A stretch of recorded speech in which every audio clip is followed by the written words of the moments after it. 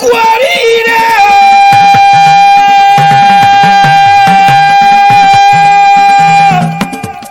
mo lè kú oríire lónìí oríire ńlá ló wọlé dé o tọ́lẹ́ni tó lòdùmọ̀rẹ́ tó bá ti dá lọ́lá torí ọdún mọ́dún oríire ayọ̀ ńlá ni oríire ni mọ̀mọ́ wá ṣe gbọ́dún rẹ̀ bó ṣe lẹ́kan sí ìyẹn ní ogúnjọ́ oṣù kejì ọdún 2023 on the 20th of February 2023 lọ́dún mọ̀mọ́ wa ló lẹ́kan sí lọ́mọ rẹ̀ ló ṣe ní mọ́ọ̀kì dáadáa mo ní tàgé wá ni mo gbé rí gbogbo ẹni tó bẹ nígbèrú òkun gbogbo èèyàn tó bẹ nígbèrú ọ̀sà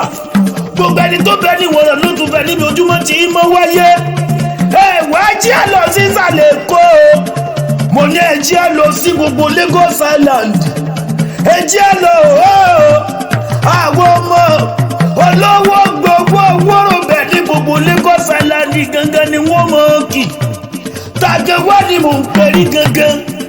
Aláàjà Sulaiman Abiola Àṣàbí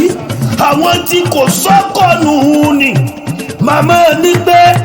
kò sọ́kọ̀ Abiola Àṣàbí rẹ̀ o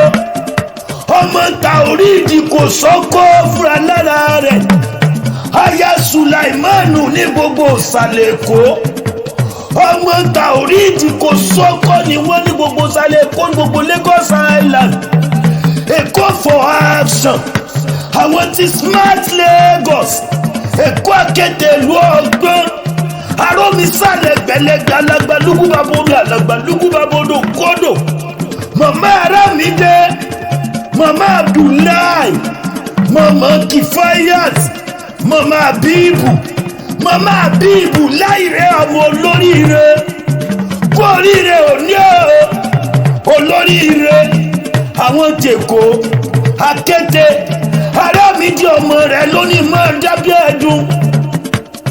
ó ní máa rọ̀ bí òwe ó ní bóun kì í màmá òun ò sàbí ìyá ò sí láyé mọ̀mọ́ jẹ́ àtẹ̀rà wa jẹ́ torí pé kí ni odidi oṣù mẹ́sàn-án ló lò nínú mọ̀mọ́ rẹ̀ odidi ọdún mẹ́ta la fi fẹ̀yìn mọ̀mọ́ wa ṣe balùwẹ̀ ẹ̀tọ́ Aramide sọ wípé ìyá yọ di dandan kó gbèsè tóun ó ní mò ń kí ìyá àwọn wúrà torí pé ìyá ni wúrà bàbá ẹni ní jígí Àṣàbí o Aramide ní kí màmá mú Àṣàbí o Àṣàbí Sadọ́là Àṣàbí Samoni Àṣàbí ọmọ Taoridi aya Sulaimanu àwọn ọmọ Sulaiman pátánà ní kí o Aramide Sulaiman wọ́n ní kí o Abibulayi Sulaiman wọ́n ní kí o Kifayat Sulaiman wọ́n ní kí o Habib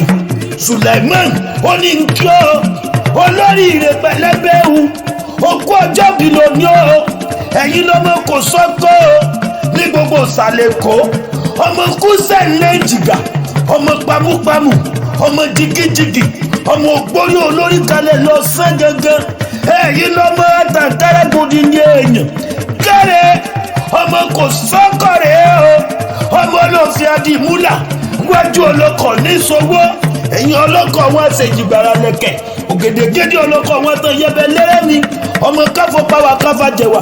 káfọ́ gèdègèdè owó wakọ̀ déṣẹ́rí ọ̀pá sọnù sí mọ́wọ́ ọ̀jẹ̀ sọnù sí bàrà ló mú bàbá yìí wò gèdègèdè ọwọ́ wakọ̀ déṣẹ́rí ọmọ pamúpamù ọmọ jigijigi ọmọ ògbórí olórí kalẹ̀ lọ́sàn gangan ọmọ kò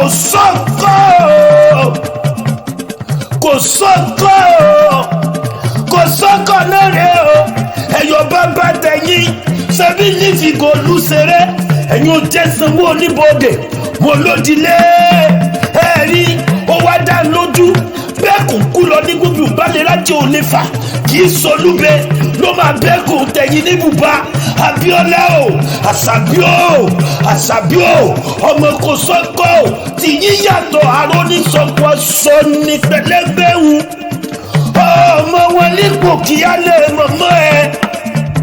ipò kíá mẹ́kùn kẹ́rẹ́ ọmọ fàtàríwò rán ipò kí àmẹ́kùn ọmọ fàtàríwò rán lé mọ̀mọ́ ẹ̀yin lọ́mọ fẹ́ràn ọ̀fẹ́ ni ọmọ fẹ́ tó fẹ́ ń gbé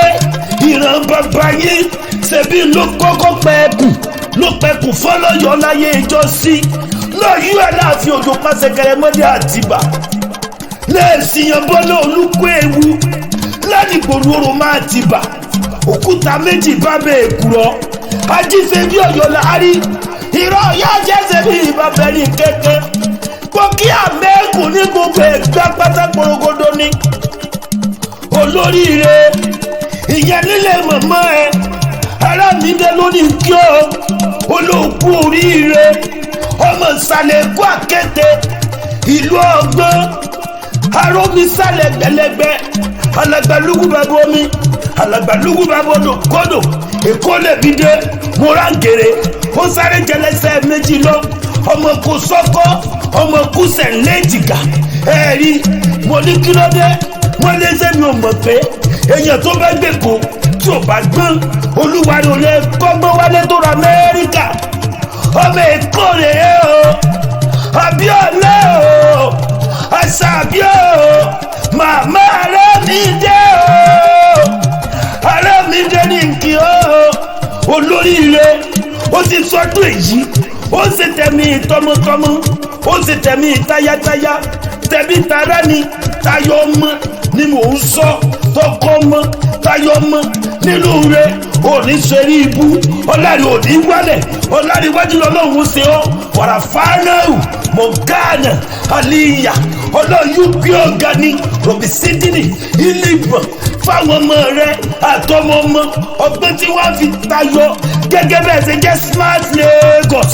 Èkó for action ọlọ́yún fún wọn ni lọ́lẹ̀ Elédùmarè yálà tíìfù ọba aláàánú yóò ṣàánú rẹ yóò ṣàánú ọmọ èmi ọlẹ́wọlé àjípolówó Jésù tẹ́tẹ́ tó rọgọjíkọ bábọ̀ ọ̀dẹ̀dẹ̀ bá bèrè àkùnyùn bàbá àwọn gbólóhùn látọ̀dọ̀ ọmọ rẹ Arámidé ló mọ wípé happy birthday.